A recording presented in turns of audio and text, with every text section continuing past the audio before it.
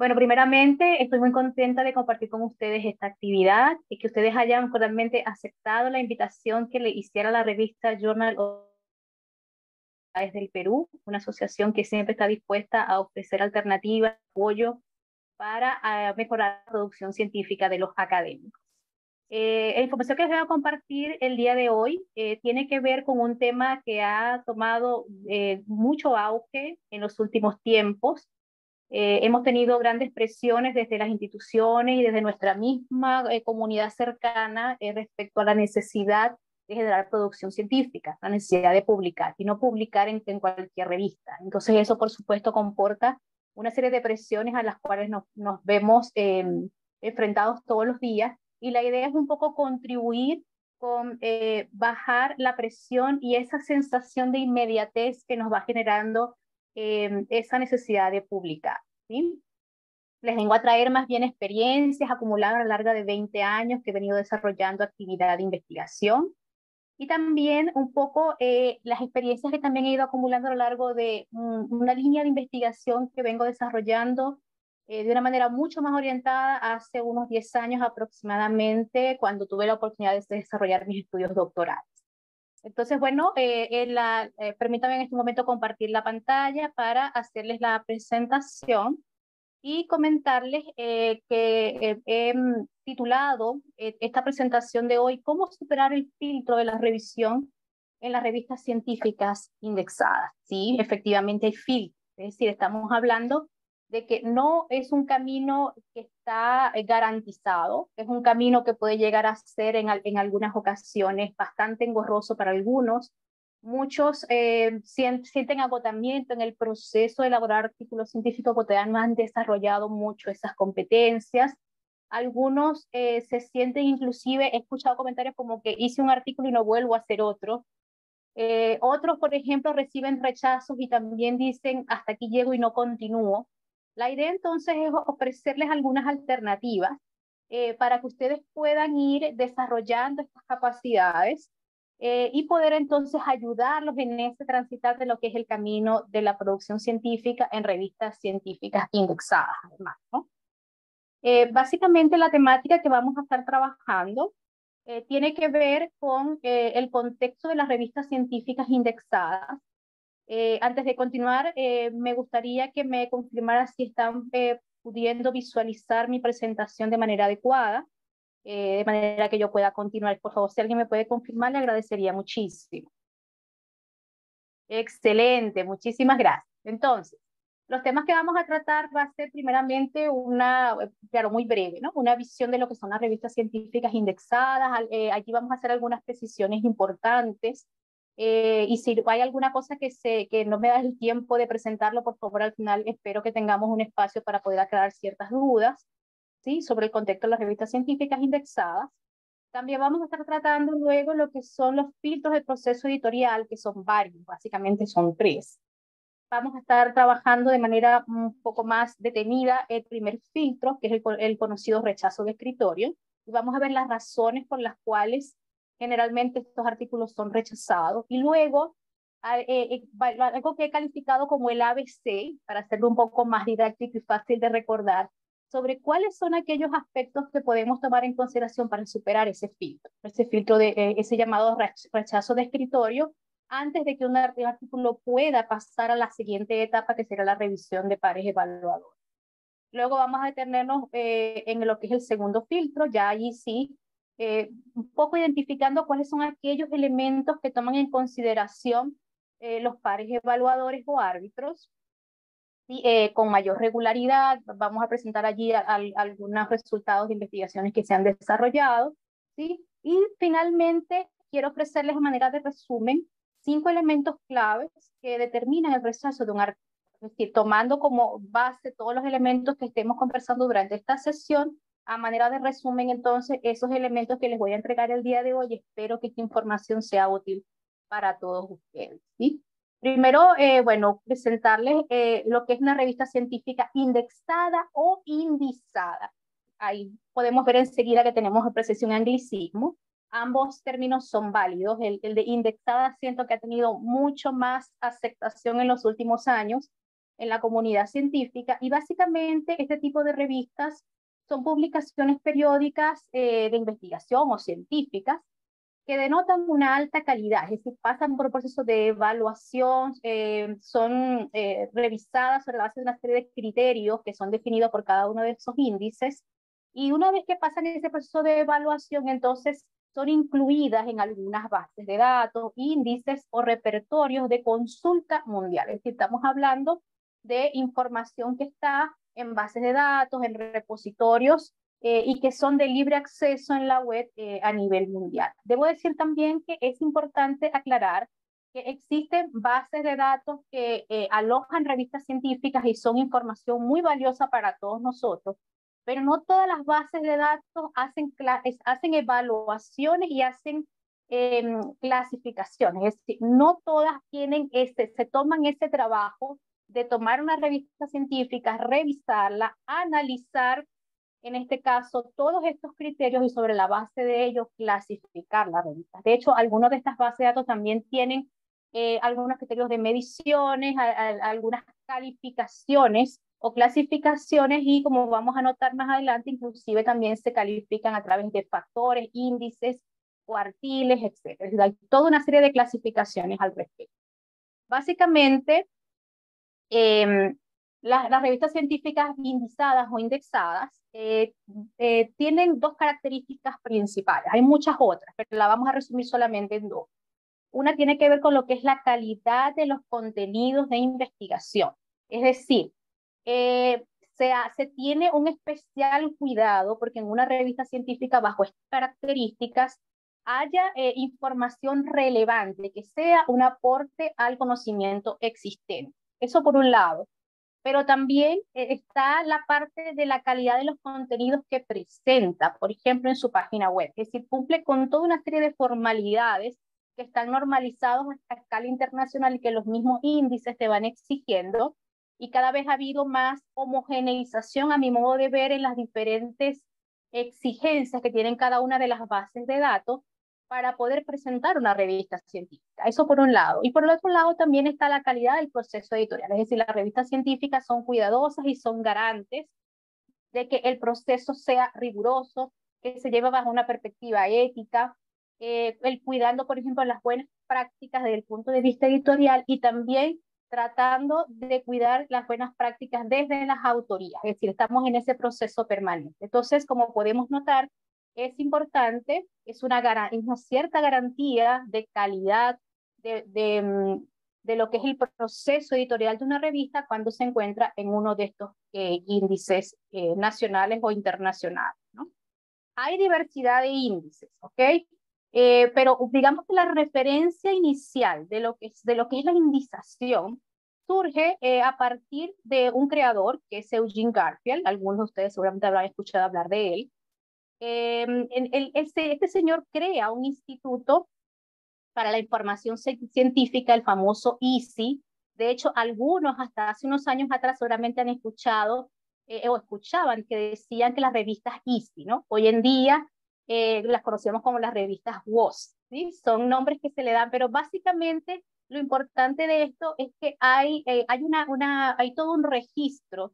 En este caso sería el Science Citation Index, que forma parte de lo que es la colección, ¿sí? Que presenta la Web of Science o WOS, y que es el punto de referencia de lo que sería la indización por cita. Este señor, por ejemplo, nos decía elementos como que si seguimos la vida de un artículo, podremos averiguar el desarrollo de la idea, sus usos e implementaciones. Una de las bondades que nos ofrecen las revistas científicas y los artículos científicos que en ellas se publican es que te permiten tener una visión periódica, permanente del estado de avance del conocimiento. Esto lo vamos a seguir conversando en unos minutos más. Y también una de sus ideas fuerzas es que cuanto más se cita un trabajo, mayor es su importancia, tanto en su ámbito científico como en su factor de impacto. Aparece entonces el famoso factor de impacto como un indicador de las veces que un artículo es revisado, descargado y citado. En la medida que se hace más citado, en esa medida entonces es más popular, más reconocido en la comunidad científica, y por ende entonces aumenta su factor de impacto, ¿sí? Les decía entonces que hay diferentes opciones de indización. Por supuesto que cada área de conocimiento va generando sus propios dispositivos. En este caso les estoy mostrando básicamente 4 de los principales índices, los más reconocidos, los más abarcantes a mi modo de ver en todas las áreas del conocimiento. 2 de ellos son los índices regionales de alcance regional, que es Latindex y Cielo, y otros 2 que son los más reconocidos, ya les había hablado de la Web of Science y de Scopus. Vale decir que en algunos casos se tiende a calificar una revista porque aparece en uno de estos índices, ¿no? Puede ser que una revista aparezca en todos estos índices al mismo tiempo, como puede que se salte alguno de ellos. Es decir, no hay un camino que ya esté marcado para poder ir ganando indización. Sin embargo, en líneas generales tiende a iniciarse lo que es Latindex, luego Cielo, posiblemente Scopus y luego la Web of Science como un camino ideal, pero no necesariamente tiene que ser uno tras el otro, pueden haber saltos entre unos y otros sin ningún inconveniente. Ahora, ¿cuáles son las diferencias a la hora de poder considerar una revista en estos índices, ¿no? Bueno, primeramente yo diría que las diferencias radican en que, tal como su nombre lo indica, los 2 primeros, Latindex y Cielo, son revistas que tienen una cobertura regional, una cobertura más local, ¿no? También dan una mayor apertura hacia los investigadores que están iniciando en la carrera de la producción científica, ¿no? Cuando nosotros pasamos ya a revistas que están ubicadas en las bases de datos de Scopus y la Web of Science, estas revistas se vuelven más exigentes en términos de lo que es el perfil del autor, es decir, tratan de buscar autores que sean de trayectoria, reconocidos, ¿sí? Y también las investigaciones tienden a ser un tanto más internacionales, un poco más amplias en el sentido de la cobertura de lo que serían las investigaciones. Básicamente esos 2 aspectos, ¿sí? Lo que tiene que ver con la posibilidad de acceso a los posibles autores y un poco el alcance en cuanto al ámbito de lo que son las investigaciones. Pero si hablamos en términos de calidad, realmente todas las revistas científicas manejan índices de calidad o criterios de calidad muy similares. Entonces, en ese sentido, no es que, por ejemplo, porque es Latindex y el Cielo, van a ser de menor calidad. No se trata de eso. Se trata es de que digamos, el alcance y sus objetivos pueden llegar a ser distintos. Pero insisto, los criterios de calidad de todas las revistas científicas que están en índices son muy similares, ¿sí? También tenemos que tomar en consideración que en los últimos 2 tenemos lo que llamamos el factor de impacto. Y son índices que, como acabo de señalar, se miden a través de las citaciones que tienen los artículos científicos en una revista y la va a posicionar, ¿no? Siendo en este caso 4 cuartiles, siendo el cuartil 4 como la base, como el inicio, y siendo el tope el cuartil 1. También tenemos que tomar en consideración que hay diferentes tipos de artículos científicos, ¿no? Y que tenemos básicamente 3, que en este caso sería el artículo de resultados, que es el artículo tradicional en el cual se desarrolla un modelo teórico, se siguen algunos fundamentos metodológicos y se hace un análisis y discusión de resultados, ¿no? El artículo de revisión descriptiva bibliométrica, tiene más que ver con artículos que intentan demostrar cuál es el estado de avance de un tema en particular, ¿sí? Y de una manera un poco más refinada se han desarrollado artículos con técnicas bibliométricas que permiten de alguna manera dar una visión mucho más cuantitativa, gráfica de lo que sería la situación de la investigación en un momento determinado, ¿sí? Sobre la base de varios criterios que luego los podemos conversar. Y también están los artículos de reflexión que están más en desuso, muy parecidos a lo que conoceríamos como un ensayo, ¿sí? Y que cada vez tienden a utilizarse menos. Ahora, ¿por qué ocurre esto? Bueno, porque las indizaciones nos exigen a las revistas criterios de calidad, entonces se está dando prioridad a los artículos de resultado, al punto que las índices internacionales, por ejemplo, exigen entre un 70 y hasta un 80% de artículos de resultados en una revista científica. De entrada, entonces, podemos notar que si yo tengo un artículo de resultados, voy a tener una probabilidad mucho mayor de tener una aceptación de mi artículo científico en cualquier revista indexada. Ahora bien, la revisión de artículos comparte un trabajo meticuloso que realiza un equipo editorial y hay una serie de filtros, ¿no?, que se deben superar para la posible publicación. Estamos hablando entonces que una vez que un trabajo ingresa, se hace la postulación, ingresa a una base de datos de una revista científica, entonces va a pasar por una serie de revisiones, unas más que otras, ¿sí? Podemos notar, por ejemplo, que en líneas generales podemos hablar de 3 revisiones generales, pero estas pueden tener a su vez como subrevisiones, ¿no?, dependiendo de qué tan organizada esté la revista científica. Hablemos de la primera revisión, que es la revisión editorial, conocida también como el primer filtro, ¿sí?, en el cual se hacen una serie de revisiones que vamos a ver en un momento, y que básicamente lo hace el comité editorial. Por ejemplo, las actividades, digamos, hay personas que están especializadas en unas áreas específicas, los llamamos los editores de sección. Sí, en algunos casos la revista, si es muy pequeñita y si no tiene, digamos, un equipo grande que esté apoyando el proceso editorial, bueno, descansar esa actividad en lo que es el editor y posiblemente su asistente, ¿no? Esto varía. Pero en líneas generales, la idea es que se haga este primer filtro para poder entonces luego tomar la decisión, si se cumple con una serie de criterios, de que un trabajo pueda entonces pasar a la etapa 2, que sería la revisión por pares. Y ese sería el segundo filtro. Aquí ya sería una revisión de lo que llamamos los pares ciegos, es decir, que son anónimos, ni el autor sabe, ni el evaluador sabe de quién se trata. Y en ese caso, entonces, serían ya investigadores referentes en un área de conocimientos, especialistas en lo que es la temática del artículo que se está proponiendo, ¿sí?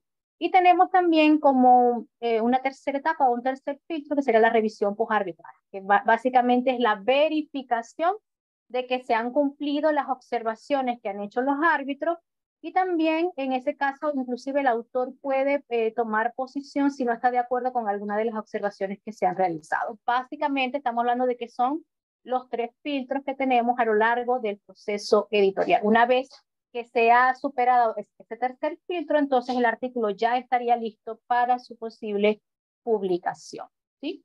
Hablemos entonces de ese primer filtro, el conocido rechazo de escritor.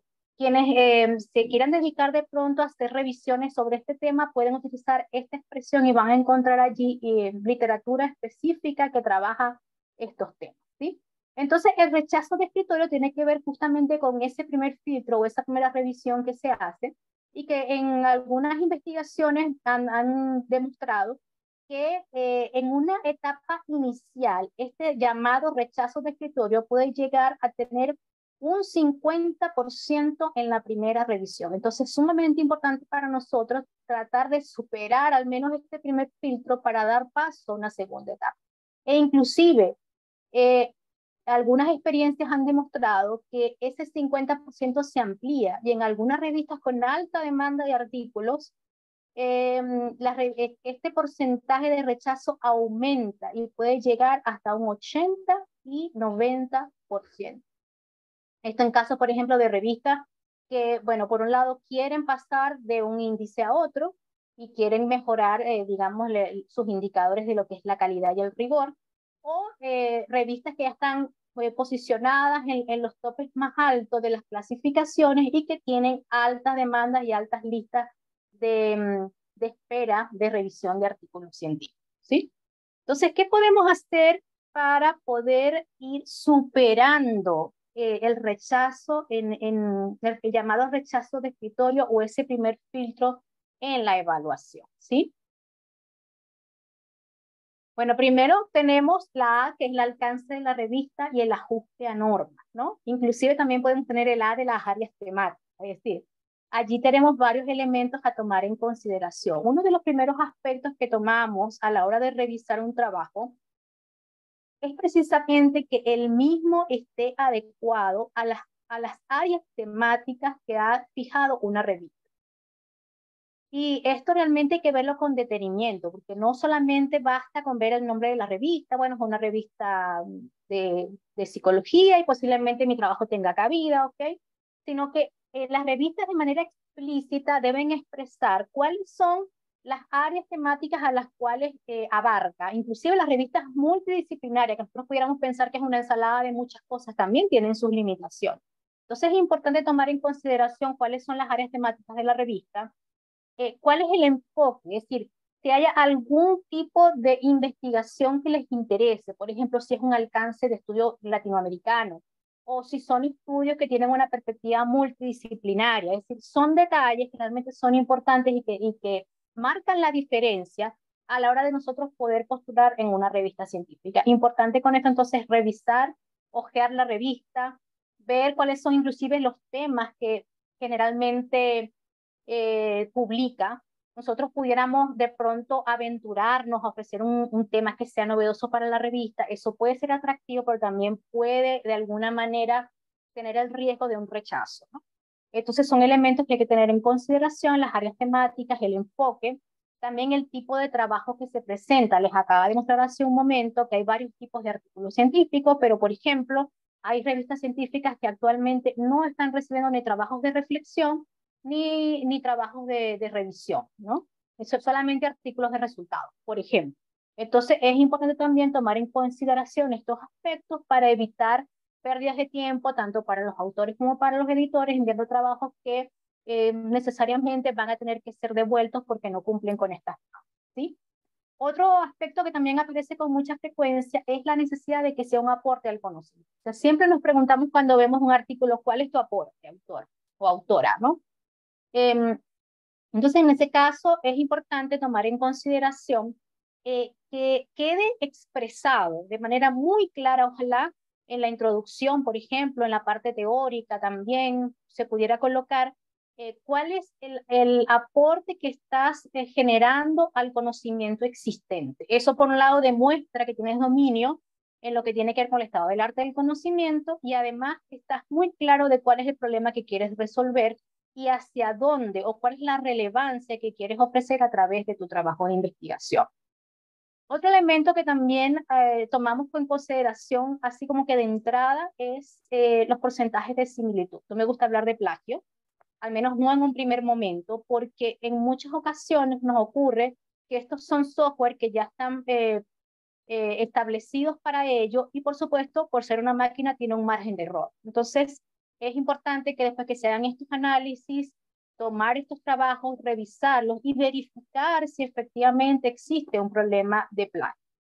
Se han por ahí establecido ciertos porcentajes, algunos hablan de un 15%, eso de verdad que yo no me atrevo mucho a darte este tipo de números o de cifras porque, como les dije, esto es variable en función de las condiciones. También nos está ocurriendo con mucha frecuencia que nos aparecen trabajos con un alto porcentaje de similitud porque han sido, por ejemplo, tesis de grado que se han publicado en un repositorio institucional y que el software entonces atrapa esta similitud, ¿no? Entonces, en ese caso, lo que hacemos es que le solicitamos al autor que haga modificaciones de manera tal que no aparezca la publicación duplicada, porque recordemos que nuestra investigación debe ser inédita, original, en ese sentido, ¿no? Pero puede ser publicada. Otro aspecto que aparece por ahí también importante y que es mucho más frecuente en las revistas que son más prestigiosas, que están en unas clasificaciones más elevadas, es la verificación de la trayectoria de los autores. Es decir, se revisa el perfil, lo revisamos, quiénes son, qué ha publicado, vemos sus bases de datos, el Google Académico, vemos también el código ORCID o ORCID, donde también aparece todo lo que es la producción científica. Estos elementos ya incluso son exigidos como parte de la presentación del artículo, es decir, poder visualizar a través de estos dispositivos cómo las personas tienen reflejada todo lo que es su trayectoria profesional respecto a la elaboración de artículos. Entonces, son elementos importantes a tomar en cuenta a través del primer elemento del ABC, que en este caso tiene que ver con el alcance, el fuste y algunos otros elementos como las áreas temáticas y el aporte al conocimiento, ¿sí? También hay que tomar en consideración que los editores revisan su trabajo con detenimiento. Entonces, usted como autor o autora también debe hacer lo mismo. Si nosotros hacemos un trabajo minucioso y en muchas ocasiones se pierde tiempo en cuanto a encontrarnos trabajos que lamentablemente no cumplen con las normas establecidas de extensión, de normas de citación, de estructura, Son entonces artículos que lamentablemente tienen que ser devueltos en algunas ocasiones para que se hagan rectificaciones, pero en el peor de los casos los artículos son rechazados. Por incluso cuando hay un alto volumen de artículos que revisar, pues lamentablemente pasan este tipo de artículos a lo que es el porcentaje de rechazo. Entonces, tratemos de disminuir estos porcentajes colocando artículos que estén revisados. Tratemos de evitar la inmediatez, ¿no? Yo entiendo que a veces por las prisas decimos, bueno, no, envío un artículo después que me hagan las observaciones, pero eso no está ocurriendo. La verdad de las cosas es que se termina siendo un retrabajo para los autores y para los editores tener que hacer la devolución del trabajo para que sea luego corregido, ¿no? Otros elementos que aparecen entonces en el ABC, tenemos ahora el basamento teórico, metodológico y los aspectos de bibliografía, ¿no? Aquí aparece entonces otro aspecto importante que tiene que ver con cómo el autor demuestra o los autores demuestran que hay un dominio en lo que es el conocimiento de la investigación que se proponen hacer. Es decir, qué se quiere investigar, qué se ha investigado al respecto, cómo se ha abordado estas temáticas o estas problemáticas, en qué contextos se han aplicado y sobre todo poder identificar luego de esa revisión, ¿no? Y esto es algo muy breve que está en una parte del artículo donde tú puedes demostrar con unas citas efectivamente cómo ha evolucionado el fenómeno, cuáles son los principales referentes y automáticamente señalar cuál es el vacío, por ejemplo, o el aporte que tú puedes hacer con tu investigación, ¿no? Y cómo eso se puede aplicar a un contexto particular si es el caso que te ocupa. Luego también revisamos que exista un modelo teórico, ¿sí? Cuáles son los referentes que se utilizan, en el caso también de que pueda haber hipótesis si es que aplica la investigación. Y luego de eso entonces revisamos cómo hay una correspondencia entre lo que es estos elementos de lo que es el problema que se pretende investigar, los resultados que se presentan sobre la base del modelo metodológico, ¿no? Aspectos como si hay una coherencia entre lo que es el tipo, el diseño de investigación, si se queda claro, explícito cómo se hace la recolección de la información, cómo se analizan los casos. Elementos como eso determinan, por ejemplo, que la persona está demostrando que tiene dominio, que conoce los aspectos metodológicos, que está eligiendo una metodología adecuada respecto a lo que se ha propuesto hacer, que los análisis que está proponiendo se corresponden con lo que aspira a alcanzar. Básicamente tiene que ver con eso. Entonces, la idea aquí es tratar de hacer una visión general. Por supuesto, tenemos luego una revisión a posteriori que es mucho más fina, es una revisión mucho más enfocada hacia personas especialistas en los aspectos teóricos metodológicos, pero en esta etapa inicial de revisión se hace, digamos, una mirada general respecto a si contiene estos elementos. Entonces es importante tomar en consideración eso y ojalá poderse hacer una autoevaluación, o sea, ser crítico con nuestro propio trabajo antes de enviar un trabajo a revisión.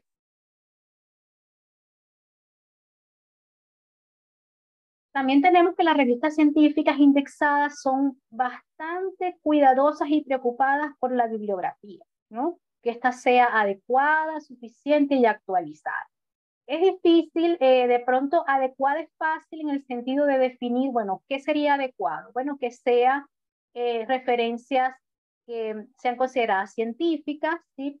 Preferiblemente artículos científicos, libros con comité editorial, y que tengan los principales referentes en un área temática. Y se demuestra que hay dominio, ¿sí? Además, que esta sea suficiente. Y decía que ahí no es tan sencillo definir lo que es suficiente, porque incluso me he llegado a contar hasta cuántas referencias bibliográficas debo colocar en un artículo. Y eso varía mucho, porque hay algunas temáticas que están más desarrolladas que otras desde el punto de vista teórico. Algunos son temas más novedosos, entonces quizás la producción científica no es tan prolífica, pero lo importante es que tenga la información necesaria en cuanto a que tenga los principales referentes y que se vea entonces que hay una trayectoria y un equilibrio entre lo que son los modelos referentes teóricos y cómo ha ido evolucionando en los últimos años el fenómeno. y ahí entonces se enlaza con lo que sería información actualizada, ¿no? Es decir, aquella que está en las bases de datos principales, ojalá en los últimos 2 años, ¿no? Y a veces nos encontramos artículos que tienen referencias que son muy válidas, pero que son referencias de hace 5 años atrás. Entonces eso necesita como parte de las revisiones que se deben hacer, la actualización del estado del arte del conocimiento. O sea, una de las características que tienen nuestras revistas es que son información de actualidad. Entonces necesitamos, además, eso también tiene un proceso de revisión y la publicación. Entonces debería ser lo más reciente posible. Y ojalá con una buena cantidad de referencias bibliográficas que estén incluidas en bases de datos de revistas indexadas, ¿no? Otro elemento importante sería la C de coherencia entre las partes, la C de calidad del discurso. Aquí entonces aparece ya revisiones que son más hacia cuál es el hilo conductor del trabajo. Es decir, hay coherencia entre los diferentes partes, las diferentes secciones del trabajo. Se ha abordado la problemática en función de lo que se pretendía hacer en la idea inicial cuando se presenta, por ejemplo, el objetivo del trabajo. Realmente se demuestra que ha habido un buen procesamiento de la información, se evidencia que hay una discusión de resultados, se coteja, por ejemplo, estos resultados que se han obtenido con investigaciones previas, se toma en cuenta el contexto de aplicación, ¿no? Elementos como este y, por supuesto, aquellos que también tienen que ver con lo que es la presentación del trabajo en un lenguaje que sea adecuado, propio de lo que es la comunicación científica. Es decir, la redacción de un artículo científico tiene un estilo, incluso un estilo que en muchas ocasiones tiene un marcado acento de lo disciplinar. Algunos grupos de investigación ya tienen su propio estilo de presentación, manejan su lenguaje técnico. Además, también tenemos una estructura de lo que es la presentación del artículo. Entonces, todos estos elementos van concatenados, encadenándose para ir generando entonces una buena estructura, un artículo que esté bien presentado, ¿no? Ahora bien, los aspectos a considerar en el segundo filtro, que es la revisión por pares, una vez que ya el artículo pasa este primer filtro, que es el rechazo de escritorio, pasamos entonces al segundo filtro, que es la revisión por pares. Tomemos en cuenta que la revisión por pares, si bien ha sido un proceso bastante cuestionado en los últimos tiempos, hasta ahora no hemos conseguido una mejor vía, porque son personas que son especializadas en un área específica, son investigadores activos, tienen criterio para poderte ofrecer alguna perspectiva de mejora en tu trabajo. Además, es una revisión que se hace de manera anónima, entonces realmente las posibilidades de efecto halo, es decir, de tener unas ciertas tendencias o sesgo en la evaluación, se disminuyen bastante, ¿no? Entonces, esta revisión especializada que se hace a través de pares evaluadores es una revisión que permite, sin duda alguna, hacer mejoras en tu trabajo de investigación, ¿no? Quiero comentarles también una investigación que se desarrolló y que se publicó en el año 2019 en la revista de Ciencias Sociales, una revista Scopus, una revista venezolana, donde tratando de desarrollar esta línea de investigación, tratamos de identificar cuáles eran los principales errores, ¿no?, que captaban los diferentes miembros de revistas científicas. En este caso que les estoy presentando en esta tabla, me he enfocado particularmente en el rol del árbitro, y podemos notar que si bien el árbitro recibe un artículo básicamente decantado, filtrado, todavía pudimos encontrar que el árbitro está encontrando en líneas generales problemas de diversa índole en todas las etapas del artículo científico. De hecho, si podemos notar en esta tabla, tenemos las diferentes secciones que tiene un artículo científico, básicamente título, resumen, palabras claves, introducción, etcétera. Y podemos entonces también notar cómo aparecen errores, en este caso he elegido los porcentajes más elevados, que eran como lo más representativo, y fíjense cómo aparecen diferentes problemas puntuales en las diferentes etapas del trabajo. Por ejemplo, un título que no coincide con el objetivo, un resumen que le faltan elementos tan importantes como metodología o como las conclusiones, unas palabras claves que no están relacionadas con lo que se espera, o por ejemplo que no se incluyen los aspectos de lo que es la presentación del problema de investigación o los aspectos metodológicos en la introducción, ¿no? O la lista de citas que se presentan en el desarrollo de un trabajo, pero sin que se haga una confrontación de autores, es decir, sin que se compare, se contraste qué dice un modelo respecto a otro y tomar una posición al respecto en ese sentido, ¿no? O, por ejemplo, una presentación de resultados con tablas y gráficos que no son claros, que no ayudan realmente a ofrecer la información de manera adecuada. También aparecen, por ejemplo, elementos como que hay conclusiones que terminan siendo una repetición de resultados, pero no hay algún tipo de reflexión o toma de posición de los autores al respecto. O, por ejemplo, elementos como referencias bibliográficas que se consideran como no actualizadas o como no adecuadas o insuficientes para poder cumplir entonces con los elementos que requiere un artículo científico. Entonces, son diferentes elementos que, como podemos notar, han ido identificando los árbitros de revista y que pueden ser un insumo para nosotros también. Los invito a que luego revisen este material, se los voy a dejar para que lo puedan revisar con detenimiento, ¿sí?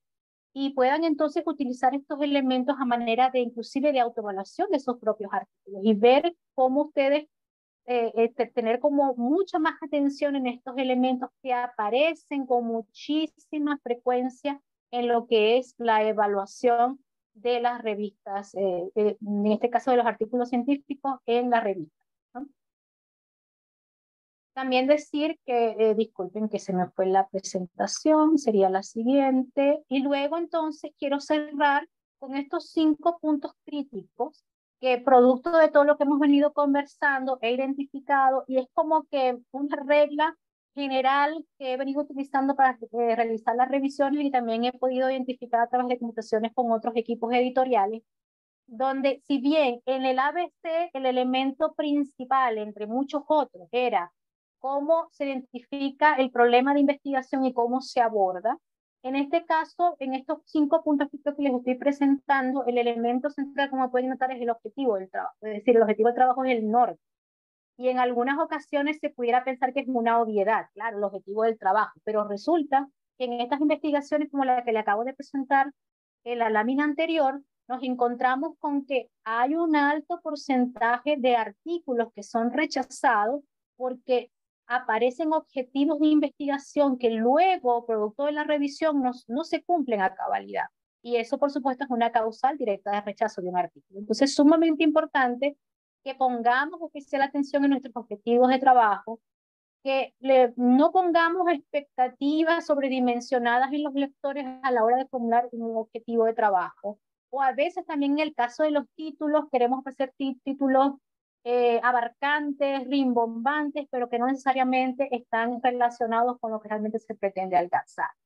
Tenemos también a veces unos desfases, unos desequilibrios entre investigaciones que tienen unas revisiones teóricas extensas, y tienen un contexto también interesante, pero que se quedan cortas a la hora, por ejemplo, de presentar los resultados de investigación. Entonces, hay que hacerse esas interrogantes. ¿Hasta qué punto los autores están demostrando que tienen un dominio, por ejemplo, en lo que es la presentación del problema y su relevancia?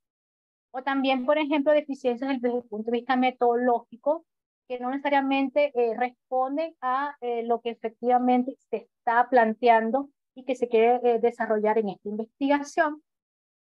O también nos encontramos, por ejemplo, resultados de investigación que se quedan solo en el dato y que no van más allá en cuanto a poner en tensión qué significa, en este caso, los resultados que se obtienen, por ejemplo, en un contexto de aplicación particular, o inclusive tomar estos resultados que yo he obtenido y ver cómo se corresponden con las investigaciones previas que yo he estado revisando para poder llegar a este punto, ¿no? Son elementos que son importantes y que determinan en los diferentes elementos o partes del artículo científico su coherencia y su calidad. Y finalmente también nos encontramos con conclusiones que, tal como había señalado anteriormente, se repiten los datos, pero no se toma posición o no se reflexiona respecto a qué ocurre con esta problemática en el contexto de aplicación particular en el cual estamos trabajando. Bueno, con esto ya voy cerrando para que tengamos entonces algún espacio para que podamos tener interacción y puedan tener la oportunidad de presentar sus interrogantes, ¿sí? Quiero cerrar entonces diciendo que un artículo bien elaborado se lee de manera rápida, fluida y te deja una enseñanza. Siempre nos preguntamos cuál es el aporte. ¿Qué puedes ofrecer? No tiene que ser un cambio espectacular, pueden ser de pronto un avance incremental, una complementación del conocimiento que ya existe, no necesariamente tiene que ser una ruptura de todo lo que existe, pero que en definitiva vaya generando un aporte al estado de avance del conocimiento. Con una actividad de revisión rápida, nosotros podemos, miren, en menos de una hora por identificar y hasta quizás en menos tiempo si tenemos mucha más habilidad en lo que es la revisión de trabajo, si un trabajo tiene coherencia o no. Si yo estoy viendo que hay un trabajo que estoy leyendo y que tengo que devolverme a ver de qué se trata, como que me pierdo en la lectura, ya eso da indicios de que no vamos por buen camino en lo que es una revisión de un artículo, ¿no? Y bueno, y finalmente les dejo también algunas referencias bibliográficas que he estado citando a lo largo de esta presentación y que pueden ser después útiles para ustedes a manera de consulta, ¿sí? Con eso entonces cierro. También les voy a dejar mis datos, mi correo electrónico, mi cuenta de ORCID, por si acaso quieren revisar la línea de investigación que he estado desarrollando. Básicamente en los últimos años me he dedicado a lo que es la revisión de lo que es la gestión de la producción científica, temas de gestión básicamente. Y también mi cuenta de Google Scholar para sus consultas e interés. Muchísimas gracias.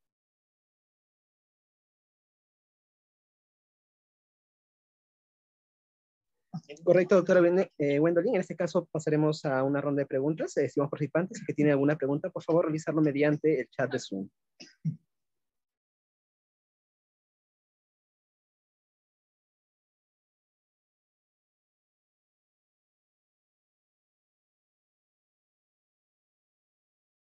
Doctora Gwendolyn, en este caso creo que hay algunas preguntas en el Zoom que han realizado algunos participantes, para que lo pueda responder, por favor.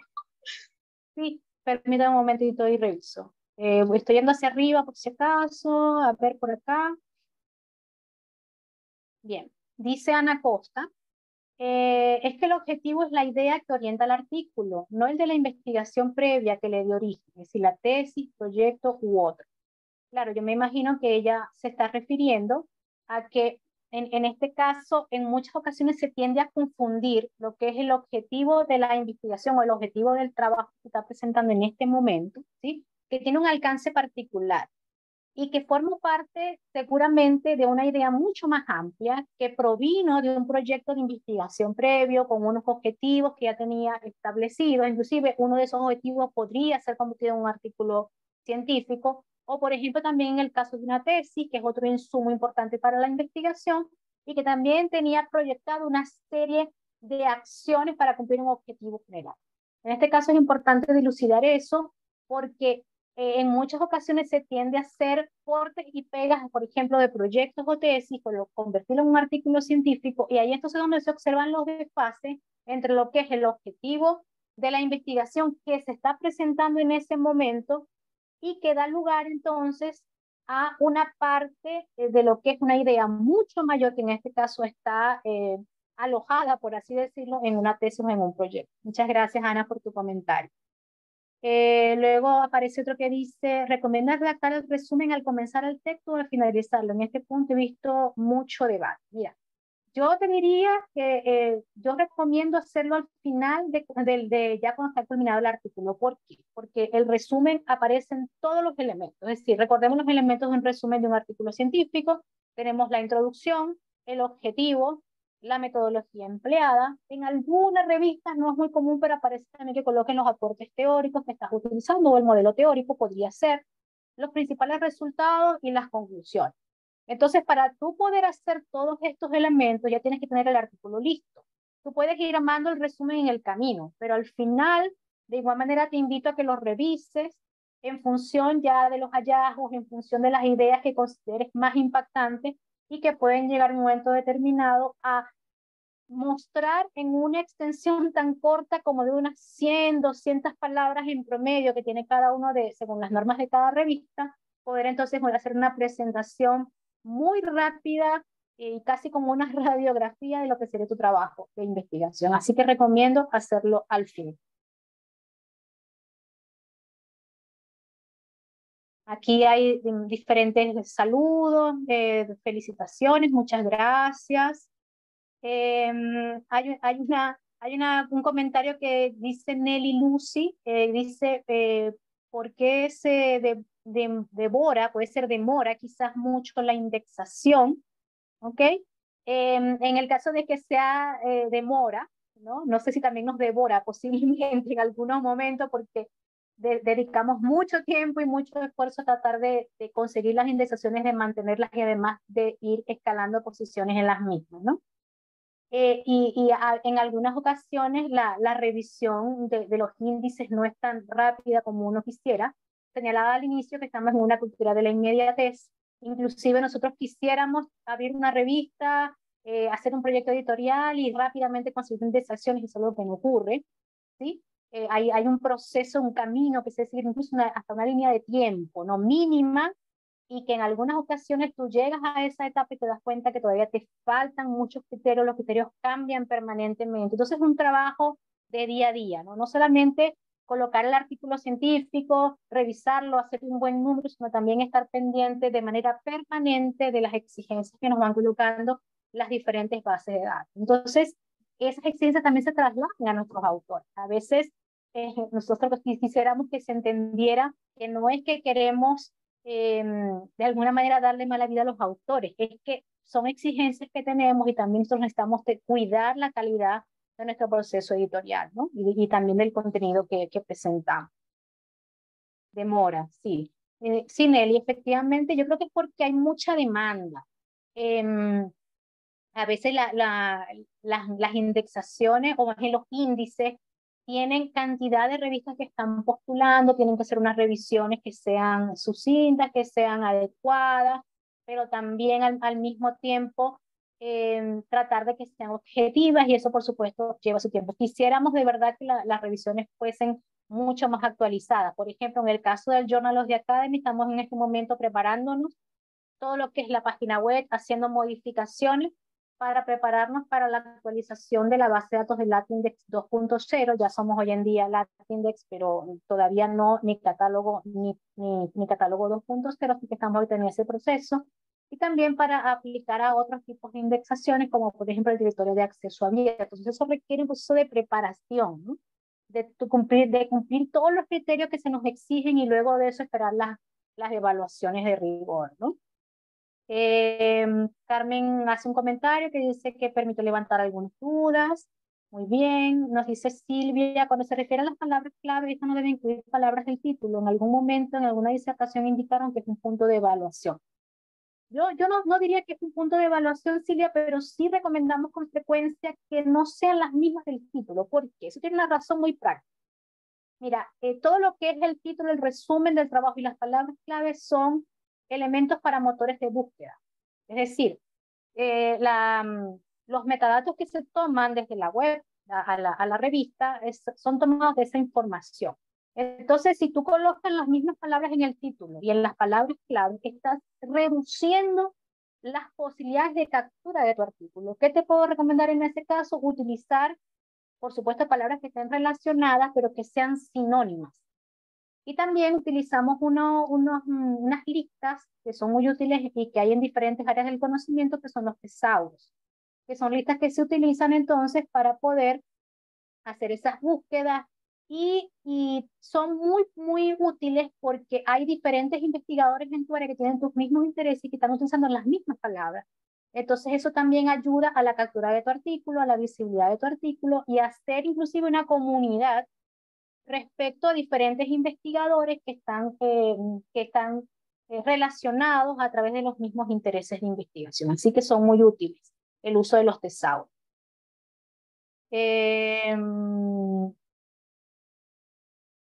Aníbal me pide algunas claves para una buena discusión del artículo. Bueno, a ver, en los minutos que me quedan, pues ya estamos cerrando. Con esto sí cerraría. ¿Sí? Bien. En este caso, mira, primeramente tú tienes que definir desde el punto de vista metodológico a cuál es el mejor abordaje para dar respuesta a lo que es tu problema de investigación o al objetivo que tú pretendes alcanzar. Eso es clave para tú poder tener un buen hallazgo, o sea, una información que te sea útil. Luego de eso tú tienes que utilizar unas técnicas de análisis que sean adecuadas justamente a la problemática que estás abordando. Hablo de líneas generales porque hay diferentes metodologías y hay diferentes también que se aplican a diferentes áreas de conocimiento, ¿ya? En este caso tú tendrías que elegir y que sea además coherente, por ejemplo, si eres un investigador cualitativo, si eres un investigador cuanti, mixto, si quieres utilizar herramientas estadísticas, si quieres utilizar análisis de tipo cualitativo, entonces eso te va llevando a una serie de características de tu trabajo. Y luego que tú tienes esos hallazgos, lo importante también es poder identificar cuál es ese criterio de análisis, y luego de eso yo diría que lo principal que tú debes hacer para tener una buena discusión de resultados es tomar esos hallazgos e identificar lo más relevante, que pueden ser, por ejemplo, tendencias resultados que vayan eh, hacia lo más alto, hacia lo más bajo, las mayores frecuencias, por ejemplo, o si en el caso de que te estableces relaciones, cuáles son las que tienen una mayor significación, por ejemplo, entre unas y otras. Y luego de eso, tienes dos alternativas básicas que se utilizan en el estilo de redacción científica. Una sería eh, utilizar el criterio de comparación con base en investigaciones previas, que ya tú las tienes, que serían como tus antecedentes de investigación, y ver si hay una correspondencia entre las investigaciones previas y los resultados que tú has obtenido, por un lado. Y otro estilo que también aparece con frecuencia, sobre todo en el área de las ciencias sociales, es hacer esta confrontación con lo que es el contexto de aplicación, es decir, con la realidad que estás estudiando. Pienso que son dos alternativas que tú tienes que decidir según el estilo del área en la que tú te estás desenvolviendo, cuál es el estilo de presentación en tu área disciplinar, incluso la revista a la cual tú vas a postular, y tomar alguna de esas dos alternativas. La más utilizada es la de la verificación de tus hallazgos con respecto a investigaciones, ¿sí? Si te sirve como referencia. Bien, con esto entonces cerraríamos. Hacen muchas preguntas, pero ya el tiempo nos está alcanzando. Así que tú me dices, Luis.